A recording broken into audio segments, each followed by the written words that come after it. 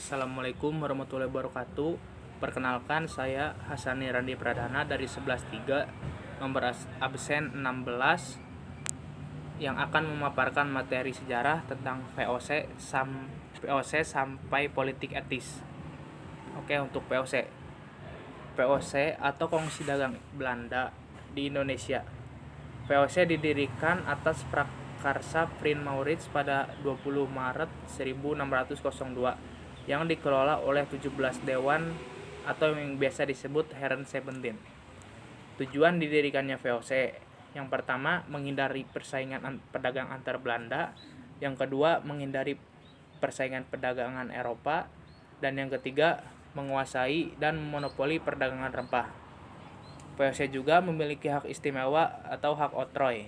Yang pertama, hak mencetak uang sendiri; yang kedua, hak memelihara angkatan perang; dan yang ketiga, hak memerintah yang diduduki.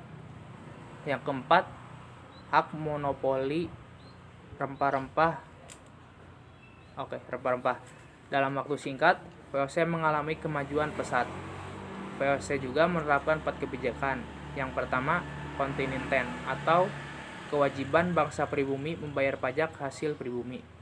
Dan yang kedua, menjual hasil bumi hanya kepada VOC, jadi tidak menjual kepada negara lain. Yang ketiga, ertivasi atau menebang tanaman rempah-rempah agar tidak berlebihan. Yang keempat, ada pelayaran hongi atau pelayaran yang dilakukan angkatan perang untuk mengawasi jalannya monopoli perdagangan. Setelah itu, Heren 17 kewalahan mengolah VOC, dan Heren 17 menunjuk Pieter-Both pada tahun 1610 sampai 1614 untuk menata kelembagaan VOC selama menjadi gubernur. Pieter-Both melakukan beberapa hal. Salah satunya membeli tanah di Jayakarta yang akan menjadi cikal bakal kota Batavia.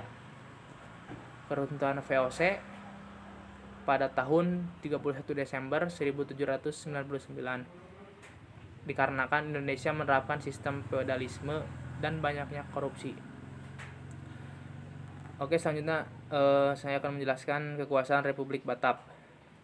Pada tahun 1795, Prancis menyerbu Belanda. Muncullah kaum patriot dari Prancis yang membuat Raja William V melarikan diri ke Inggris. Belanda pun dikuasai Prancis. Prancis kemudian membuat pemerintahan bernama Republik Batab yang dipimpin oleh Louis Napoleon. Pemerintahan Indonesia pun di bawah kekuasaan Batab Raja William. Kemudian Raja William membuat surat Kew yang berisi pemerintahan Belanda menyerahkan ke Inggris, bukan ke Prancis.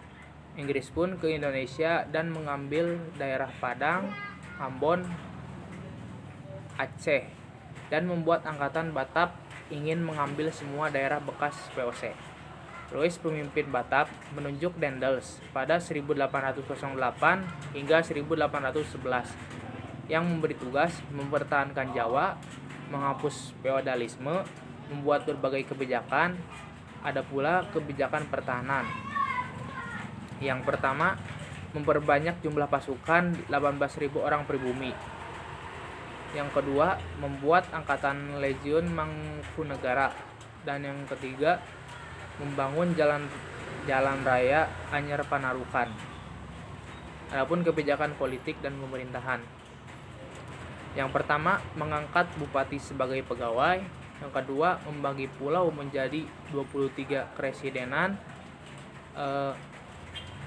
Adapun kebijakan peradilan, yang ada 3 kebijakan peradilan itu. Yang pertama, orang Eropa, Timur Asing, dan pribumi. Terus ada peradilan yang pertama buat peraturan pemberantas korupsi. Lalu ada kebijakan sosial ekonomi. Yang pertama, melakukan pajak. Yang kedua, meningkatkan penanaman yang laku di pasar dunia.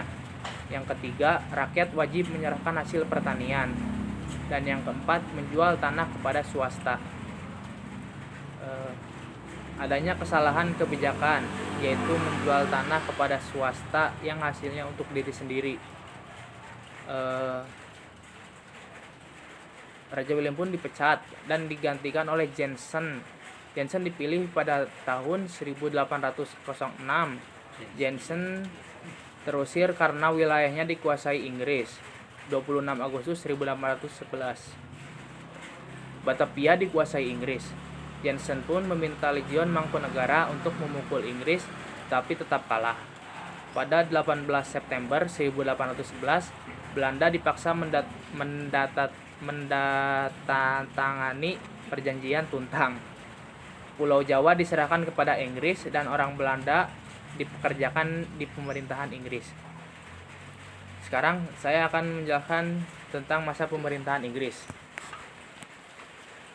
Pada 18 September 1811, Raffles ditunjuk menjadi memerintah Inggris.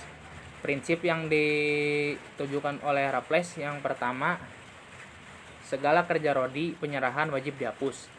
Yang kedua, pemungutan pajak dihapus. Dan yang ketiga, tanah milik pemerintah. Ada pula kebijakan politik dan pemerintahan. Yang pertama, membagi Pulau Jawa menjadi 18 keresidenan, mengangkat bupati sebagai pegawai pemerintah. Lalu ada kebijakan sosial ekonomi. Yang pertama, menghapus penyerahan wajib. Yang kedua, menghapus kerja rodi. Dan yang ketiga, menjual tanah ke swasta. Yang keempat, memberlakukan sistem sewa tanah. Untuk sistem sewa tanah Untuk sistem sewa tanah ada ketentuannya.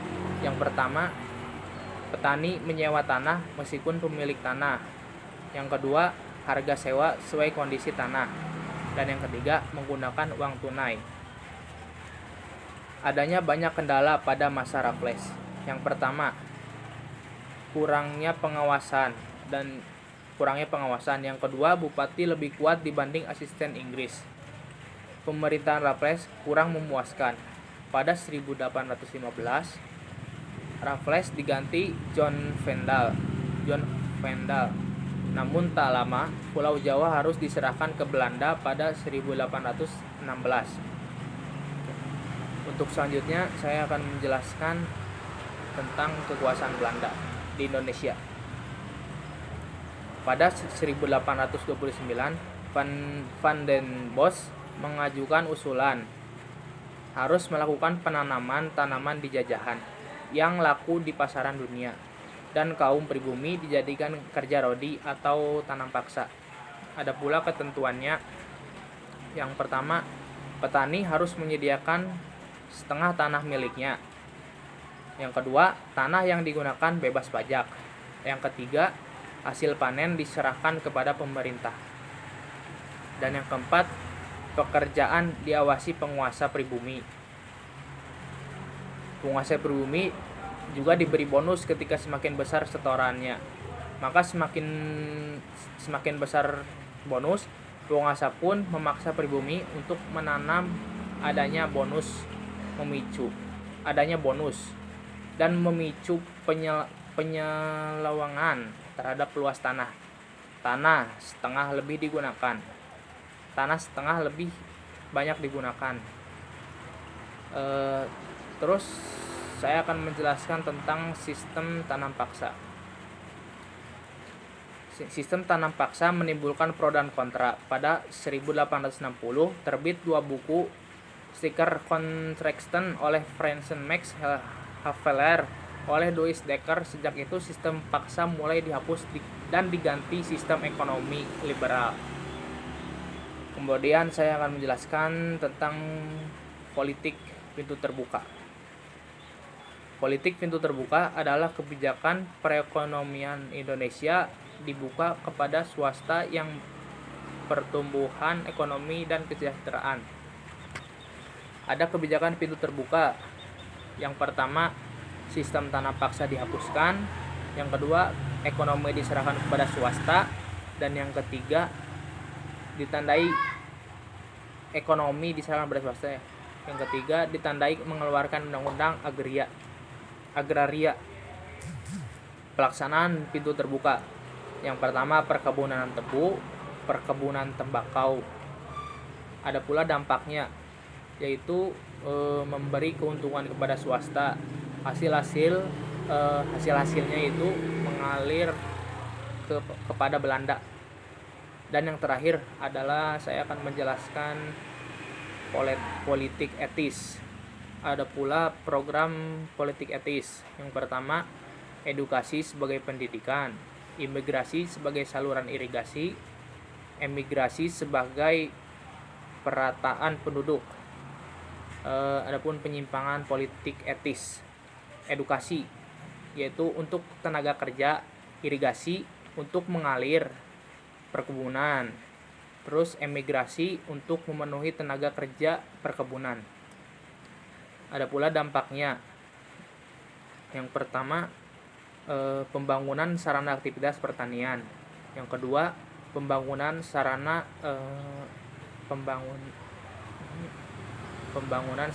transportasi. Cukup sekian pemaparan materi dari saya. Kurang lebihnya mohon maaf. Wassalamualaikum warahmatullahi wabarakatuh.